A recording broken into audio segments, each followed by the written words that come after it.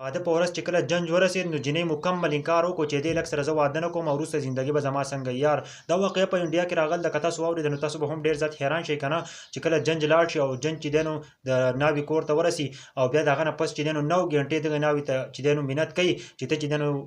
زموږ سره لاړه شه زموږ سره بالکل چې دی نو هغه نه مني ځکه چې په بعضې نمځګونو کې داسې رواج وي که نه چې هلک چې دی نو هم د ناوې سره یو ځای چې دی نو جنج چې دی نو هلته لاړو هغه هلک ورسره هم لاړو د هغه نه پس چې دی نو هغه هلک له چې دی نو د جینۍ پلار 1 लाख रुपۍ ورکړلې. نو دغه هلک ورته ویل که نه چې تاسو ماله 1.5 लाख रुपۍ نورې راکولې. نو په دغه ټیم کې د جینۍ له چې دی نو ډېره زیاته غوسه ورغله چې تا زما له پلار چې دی نو تا له 1 लाख रुपۍ درکړې ستا عزت وکړو ته چې دی نو اوس 1.5 लाख रुपۍ غواړې. په دغه ټیم کې د جینۍ مکمل انکار وکړو چې اوس چې دی نو ته زما سره داسې یې که نه ته به وروسته ما څنګه وساتې ځکه چې ته په ما باندې زما په پلار باندې بوج کېږې او زه ستا سره بالکل واده نشم کولی. د هغه نه پس چې دی نو خلکو مینتۍ شروع کړې دي چې موږ سره راځه چې ځو راځه ځو خو بالکل چې دی نو هغه بالکل خبره نه منله. دغه هلک ورته هم ویل که نه ویل راځه چې ځو د واده زلمي ورته ډېر منت وکړو هغه ته هم انکار وکړو چې بالکل زه ستا سره واده نه کوم یاره. یو ډېره زیاته چې دی نو افسوسناکه واقعه هم راغلې ده ځکه چې یو د جنج لاړ شي او په ناوې پسې یو ناوې چې دی نو مکمل طور باندې هلته انکار وکړي. ملګرو دا واقعه په انډیا کې راغله او په دې باندې ډېرې غټې تبصرې شروع شوي دي که نه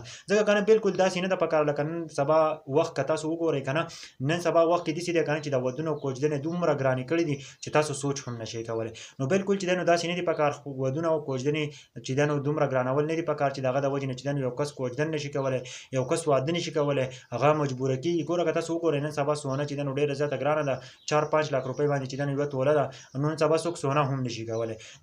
د ودونه خلکو ګران کړي دي رسم رواجونه را ایستلي دي د دې رسم رواجونو نه چې دی نو خلک چې دی نو داسې بیا واقع راځي. اوس هلک چې دی نو 2.5 लाख रुपۍ غوښتې 1 लाख रुपۍ خو ورکړې خو 1.5 लाख रुपۍ ته نورې غواړې د هغه د وجې نه چې دی نو د هغه واده کینسل شولو جینۍ ته مکمل انکار وکړو چې زه ستا سره واده نه کوم او زما ستا قصه ختمه شوله. په دې باره کې څه وایې خو باندې کمنټ وکړئ زموږ پیج ورسره ضرور فالو کړئ د نورو ویډیوګانو لپاره او کوشش وکړئ چینل ورسره هم سبسکرایب کړئ.